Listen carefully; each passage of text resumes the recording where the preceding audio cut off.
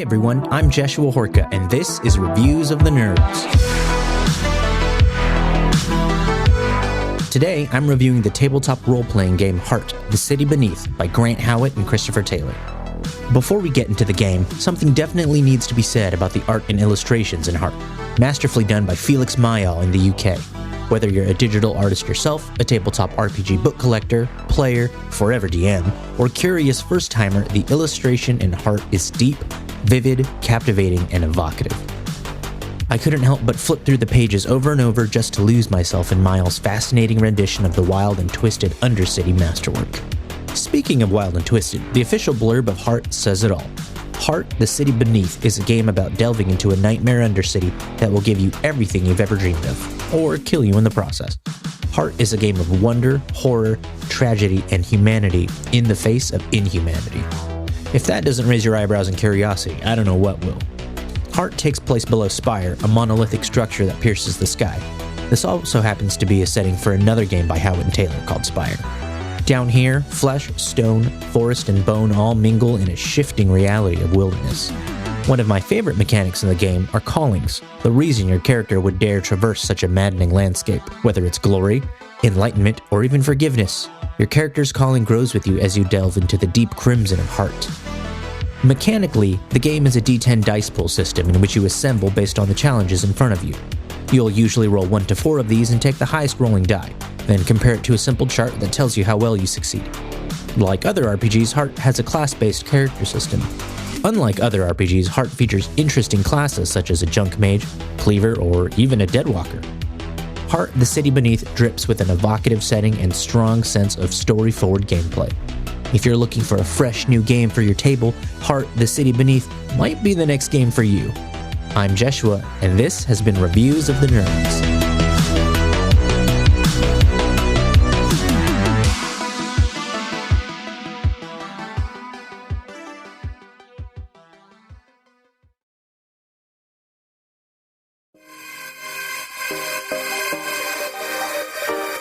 This week in nerdy news, this is LTNN.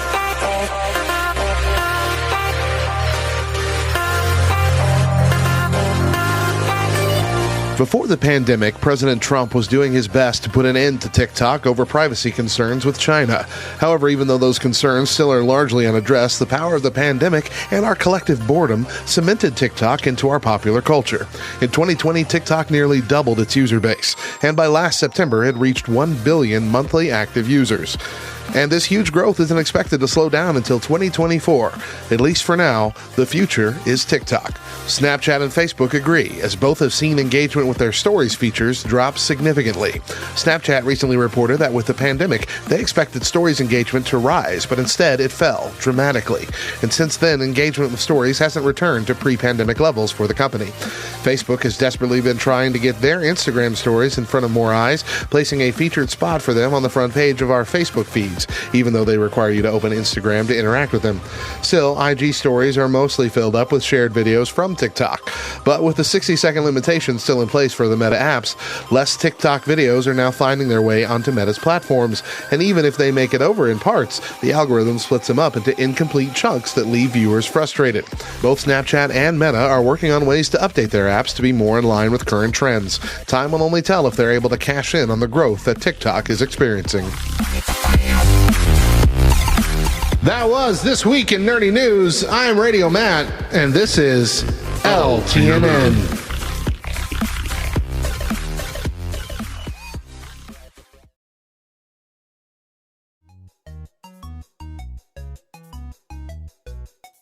Hey everyone, I'm Hector Miray, and this is Faith and Fandom 180 on LTN Radio. So the new game, Pokemon Legends Arceus, has come out, and when I heard about it, saw that it was basically Breath of the Wild with Pokemon, I realized that if I only bought one copy, me and my 3 daughters would be fighting constantly to be able to get some Switch time with it. We have a regular Switch and a Switch Lite, which we all kind of just bounce around sharing whichever system is necessary, but I knew we were going to have to go ahead and make the decision to fork over the money for not just one copy of the game, but two. Because at any given point, we needed to be able to have two systems be playing this game between the four of us. And, it's worked out really well, because at our different times of being able to play, usually they overlap. But one of the biggest benefits that it's been is I have a 9-year-old that is still pretty new to adventure games of this size and depth. Like, Breath of the Wild and Pokemon Arceus are pretty flippin' huge in terms of adventure, combat, crafting, and stuff like that. So one of the best parts of this is that when my 9-year-old is playing and I'm playing, she can bring her Switch over to me and she'll say, okay, show me where you went on your map, and I can show her. Or she'll sit and watch me and just literally kind of mimic what I'm doing. And y'all, when we are in a place where we are willing to make room and effort in our lives for other people to actually walk beside us, walk behind us, walk in front of us, when we are going to make a conscious effort to shape our lives to actually be able to be attached to by others, it makes a huge difference. There's this scripture in Amos 3:3 that says, "Do two walk together unless they've agreed to do so?" Y'all, we need to start leaving room in our lives for others to walk beside us. It makes a difference. Remember to catch Faith and Fandom 180 every Wednesday morning on the Back Row Morning Show, only on LTN Radio. And if you'd like to learn more about Faith and Fandom, head over to faithandfandom.org, where you can learn about our Comic-Con ministry, podcast, memes, apparel, and book series. You can even read new chapters before they make it to the next book. I'm Hector Miray, and thank you for spending the last 180 seconds with me.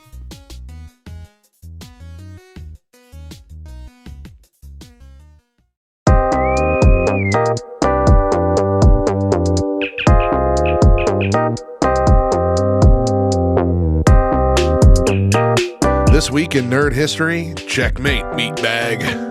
Nerd History. In the late 80s, a team brought on by IBM was working on a computer that could beat the world's best chess player, world champion Garry Kasparov. The second version of this machine, named Deep Thought, took on Kasparov and lost in 1989. After years of upgrading and a rename to Deep Blue, a play on IBM's nickname Big Blue, it faced Kasparov again in a 6-game matchup. These upgrades included training by chess grandmaster Joel Benjamin. In the first game of the 6-game matchup, Benjamin's training seemed to pay off, beating Kasparov for the first time on February 10th, 1996. However, over the course of the next 7 days, Deep Blue lost to Kasparov 3 times, and they drew on another 2 games, meaning Kasparov won 3-1. Deep Blue once again underwent an upgrade, with the unofficial nickname of Deeper Blue doubling its speed before its second rematch with Kasparov in May of 1997. Deep Blue went on to win with 1 game more than Kasparov in the tournament of 6 games. This version of Deep Blue was able to see up to 20 or so moves ahead. In the 44th move of the first game of their second match, unknown to Kasparov, a bug in Deep Blue's code led to it to enter an unintentional loop, which it exited by taking a randomly selected valid move. Kasparov did not take this possibility into account and misattributed the seemingly pointless move to superior intelligence. Subsequently, Kasparov experienced a decline in performance in the following game, though he denies this was due to anxiety in the wake of Deep Blue's inscrutable move. Following his loss, Kasparov didn't exactly lose gracefully. He accused IBM of human interference. After his protest went public, he demanded a rematch, but IBM had already dismantled Deep Blue, seeing the project as complete. IBM initially refused Kasparov's request for a printout of the machine's log files, but they did eventually publish them online. Kasparov once called Deep Blue an alien opponent, but later belittled it, stating that it was as intelligent as your alarm clock. Game Over, a documentary about these chess matches, attempted to answer the question of if Deep Blue cheated, but could not prove anything.